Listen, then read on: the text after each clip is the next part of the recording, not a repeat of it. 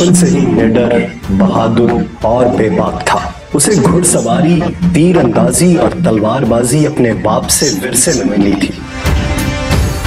वो शिकार पर निकलता था तो कभी खाली हाथ नहीं लौटा था। वो ताकतवर होने के साथ साथ बला का ज़हीन था और इसी वजह से उसका बाप उस पर भरोसा करता था। उसका ताल्लुक औगोज़ तुर्कों के काई कबीले से था।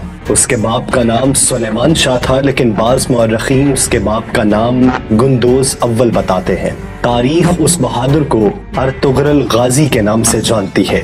सल्तनत उस्मानिया का बानी सुल्तान उस्मान अव्वल उसी का बेटा था। हमारी इस वीडियो को मुकम्मल देखिए। अगर पसंद आए तो हमारे चैनल को सब्सक्राइब कीजिए और बेल आइकन को दबाइए ताकि आपको लम्हा बलम्हा ऐसी मालूमाती वीडियोस पहुंचती रहे।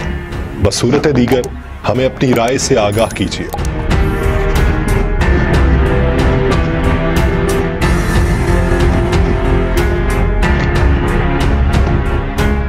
अर्तुगरुल 1190 में मौजूदा तुर्की के सूबे बरूसा में पैदा हुआ। जब मंगोलों ने तुर्कमानिस्तान पर हमला किया तो बहुत से कबीलों ने हिजरत की और एशियाई कोचक की जानिब रवाना हुए।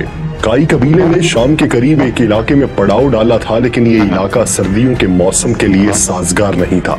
इसलिए अर्तुगरुल का बाप सुलेमान शाह चाहता था कि जल्द अज जल्द किसी बेहतर मकाम की जानिब हिजरत की जाए। उसके लिए उसने अर्तुगरुल को हलब भेजने का फैसला किया, जहां पर सुल्तान सलाहुद्दीन अय्यूबी के जानशीन हुकूमत कर रहे थे।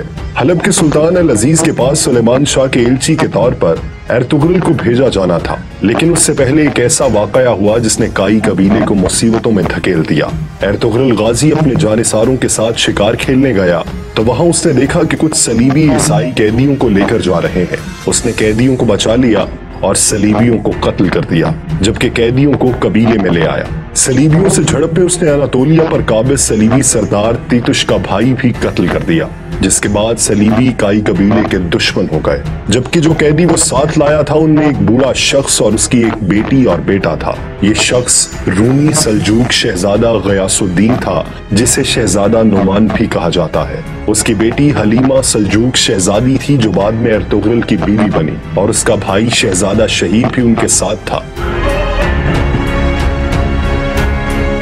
उस वक्त तख्त की हिफाजत और किसी बगावत को कुचलने के लिए सुल्तान ने अपने भाइयों को कैद कर दिया था, लेकिन शहजादा नोमान काई कबीले के हाथ लग गया था। उसकी बाजियाबी के लिए सल्जूक गवर्नर ने भी काई कबीले को धमकाना शुरू कर दिया, लेकिन काई सरदार ने अपनी रिवायात का पास रखते हुए कैदी उनके हवाले करने से इनकार कर दिया। जब अर्तुगरुल हलब के अमीर से मिलने गया तो साजिशों ने कैदियों को सल्जूकियों के हवाले कर दिया।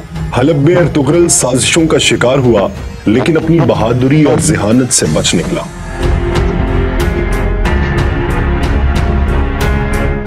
अर्तुगरुल ने जो इलाका सुल्तान से हासिल किया वो सलीबियों के कले के नजदीक था और उसमें रहने का मतलब था कि मौत के मुंह में चले जाना।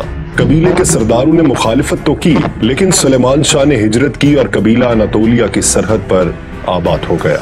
तीतुश ने अपने भाई का बदला लेने के लिए उन पर हमला किया। काई कबीले ने अर्तुगरुल की क़यादत में उनके कले पर हमला कर दिया। काईयों ने सलीबी कला फतह कर लिया। 1225 में सुलेमान शाह के इंतकाल के बाद कबीले की सरदारी का मसला सामने आया, लेकिन उससे कबल के कोई फैसला होता मंगोल उन पर हमला कर चुके थे। 1230 में मंगोल तातारी चंगेज खान की क़यादत में चीन और ईरान फतह कर चुके थे। मंगोलों की एशियाई कोचक मुहिम का सरबराह नवियान था। उसने तमाम तुर्क कबीलों पर हमला किया और उन्हें रौंदता चला गया। उसने काई कबीले पर भी हमला किया और कबीले को आग लगा दी। कबीले के लोगों ने मुश्किल से जान बचाई और अर्तुगरुल की वालिदा हाइमा खातून और भाई गुलदारों की क़यादत में अपने दोस्त कबीले दो दुर्गा चले गए।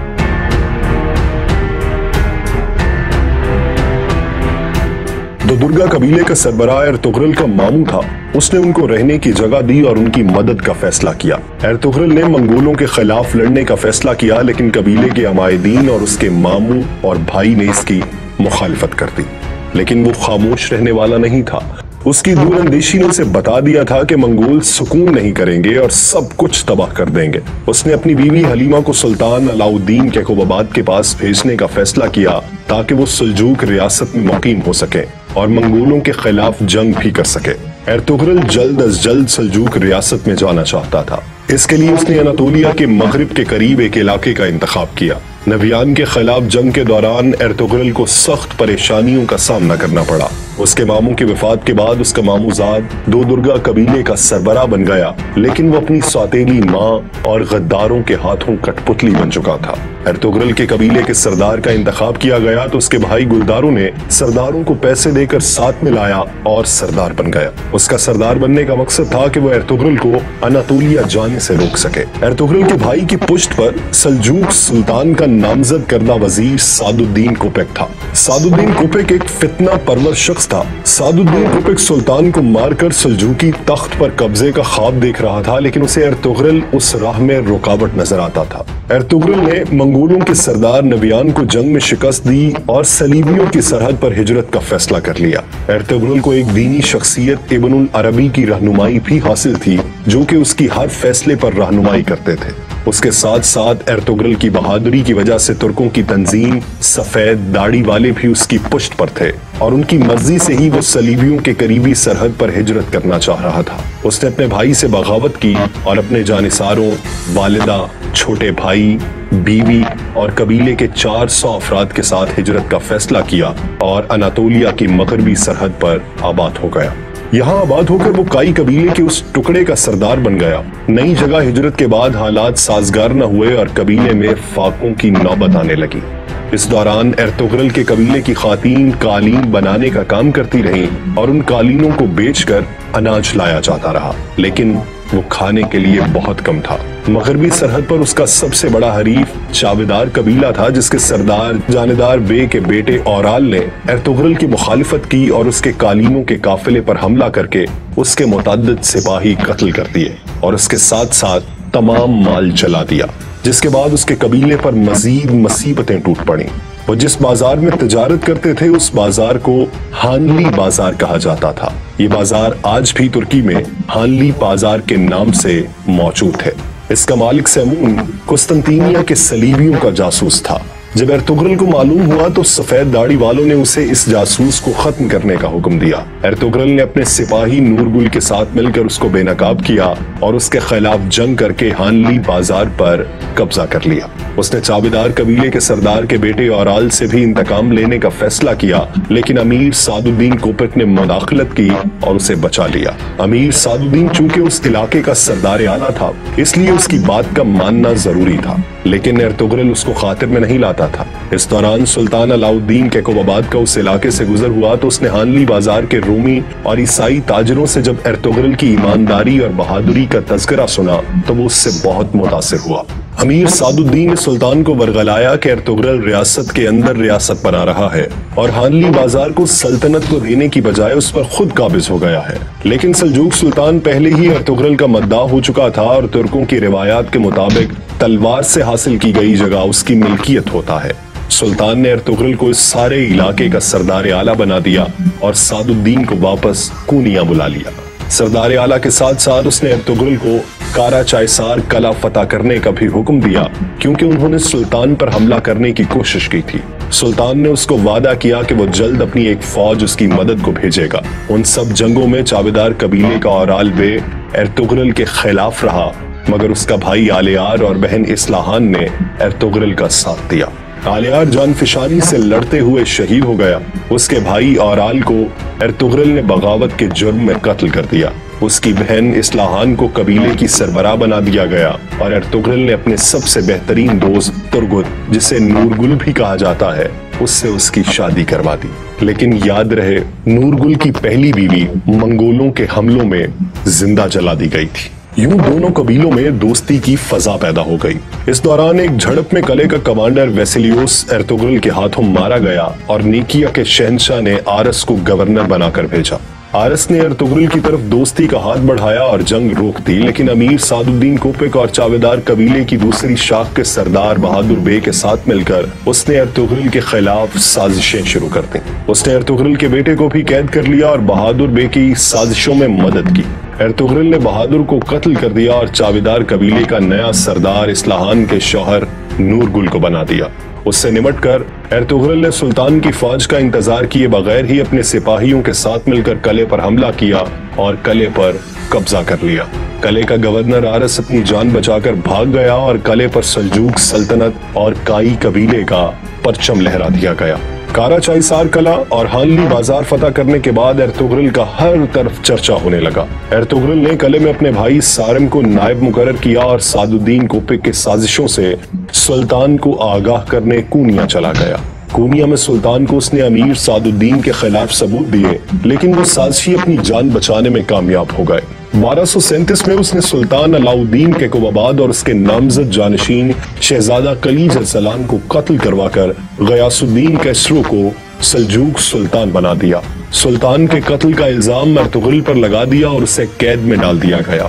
ارطغرل کو قید میں ڈالنے کے بعد سلطنت پر امیر سعد الدین کوپک کا قبضہ ہو گیا۔ اس نے کارا چائسار قلعے اور اس علاقے سے ارطغرل کی سرداری ختم کروا دی اور گنالپ نامی قلعے دار کو سردار اعلیٰ اور قلعے کا نگران بنا دیا۔ لیکن جب سلطان غیاث الدین کو معلوم ہوا کہ اس کے باپ کو ارطغرل نے نہیں بلکہ اس کی ماں کے ساتھ مل کر سعد الدین کوپک نے قتل کروایا ہے، تو اس نے ارطغرل کو دوبارہ سردار اعلیٰ بنایا اور ارطغرل کو آزاد کروا دیا۔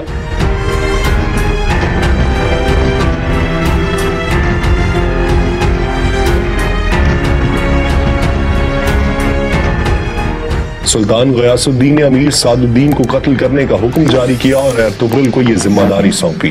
ارطغرل نے گنالپ بے کو اس سازشی شخص کی اصلیت سے آگاہ کیا اور اس کے ساتھ مل کر سعد الدین کوپک کا خاتمہ کیا اور سلطنت کو دوبارہ پیروں پر کھڑا کرنے کی کوشش کی، لیکن اس نے گنالپ کو کارا چائسار قلعے کا نگران ہی رہنے دیا اور خود قبیلے سمیت سوغوت ہجرت کر گیا۔ سوغوت وہ علاقہ تھا جو اس کی بہادری سے خوش ہو کر سلطان علاؤ الدین نے اسے عنایت کیا تھا اور آزادی دی تھی کہ وہ چاہے تو ارد گرد کے علاقے فتح کر کے اپنی جاگیر بڑھا سکتا ہے۔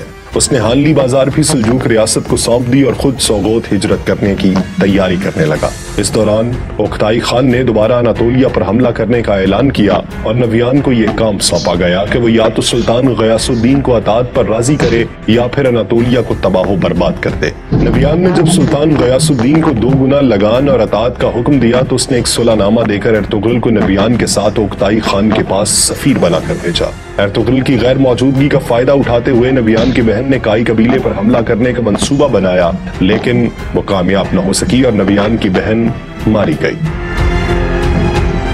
ادھر جب ارطغرل اوکتائی خان کے پاس پہنچا تو اس نے امن معاہدے پر مہر لگا دی اور 2 سال کے لیے سلجوقوں کو مہلت مل گئی، لیکن اسی دن اوکتائی خان مارا گیا اور اس کی موت کا ذمہ دار ارطغرل کو قرار دیا گیا، لیکن وہ بھاگ نکلنے میں کامیاب ہو گیا۔ نویان نے اس کا تعاقب کیا لیکن ناکام رہا۔ نویان واپس چلا گیا اور اوکتائی خان کے بیٹے قدن خان کو جو اس کا جانشین تھا اسے اناطولیہ پر حملے کے لیے تیار کیا، جس کے نتیجے میں 1243 میں کوسے ڈاک کی جنگ لڑی گئی۔ ارطغرل جب واپس قبیلے پہنچا تو اس نے سوغوت جانے کے لیے قبیلے کو تیاریاں شروع کرنے کا حکم دیا۔ اس دوران سوغوت کی سرحد پر موجود قلعے کے گورنر نے اس کے سپاہیوں پر حملہ کیا اور اس کے جوابی حملے میں اس نے قلعے کے گورنر کو مار دیا اور قلعے پر قبضہ کرنے کا فیصلہ کیا، لیکن عین اس وقت نیکیا کے شہنشاہ کا بیٹا پرنس تھیوڈر بذات خود اس کے پاس آیا اور اس سے شہنشاہ کی جانب سے معذرت کی اور دوستی کا ہاتھ بڑھایا، جس کے بعد سوغوت میں صلیبیوں کی جانب سے خطرہ ٹل گیا اور اس نے قبیلے سمیت سوغوت ہجرت کر لی، جو کہ اب ارطغرل غازی کی جاگیر تھی۔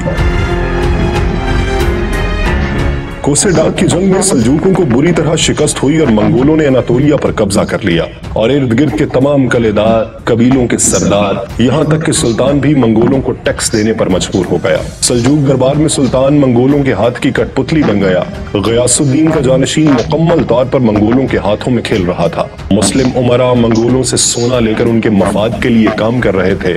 سلطان کے بڑے بیٹے عزاء الدین کیکاؤس نے منگولوں سے بغاوت کی، لیکن اس کا ساتھ دینے والا کوئی نہیں تھا، اس لیے اس نے نیکیا میں جا کر پناہ لی اور اس کا بھائی رکن الدین کلیج ارسلان سلطان بن گیا۔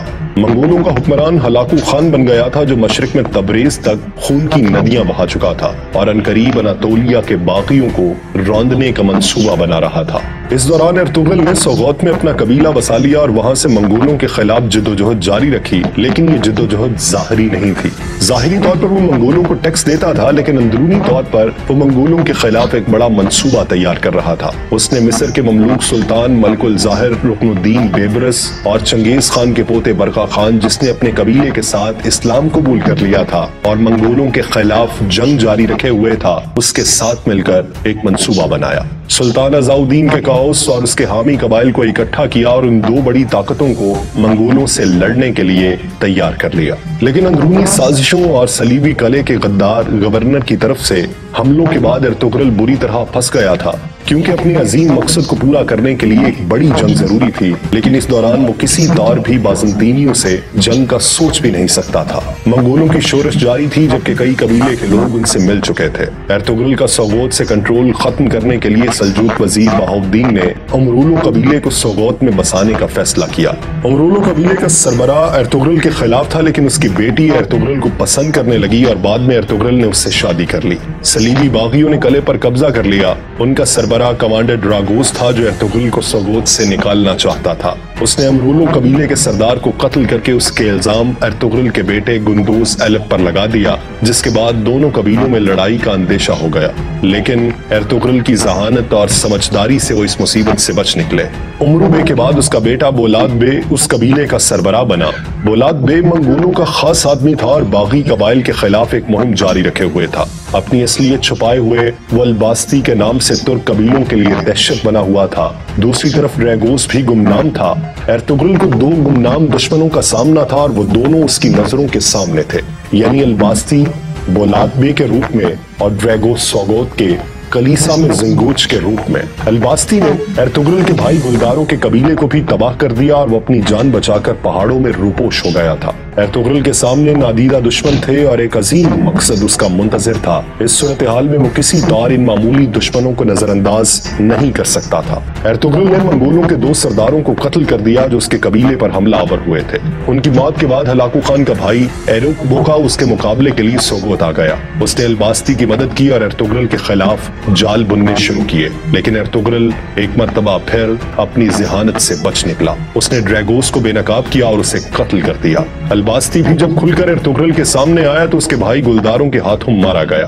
ارطغرل ان دشمنوں سے نمٹنے کے بعد مغرب میں برقع خان سے ملاقات کے لیے چلا گیا۔ ایروک بوگا کو جب اس بات کا علم ہوا تو وہ اس کے پیچھے چلا گیا۔ ارطغرل نے برقع خان کے غدار وزیر کو بے نقاب کیا اور ایروک بوگا بھی برقع خان کے ہاتھوں مارا گیا۔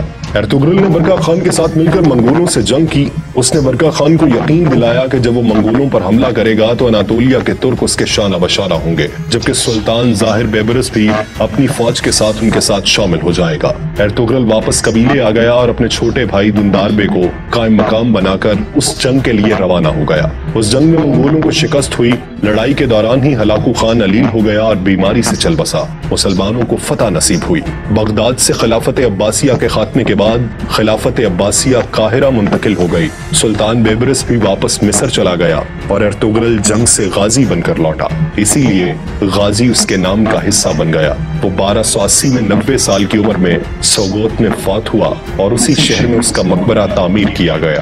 ارطغرل غازی کی بہادری اور شجاعت اور فروغ اسلام کی خاطر جدوجہد کی نشانی کے طور پر ترکمانستان میں اس کے نام پر ایک مسجد بھی تعمیر کی گئی ہے۔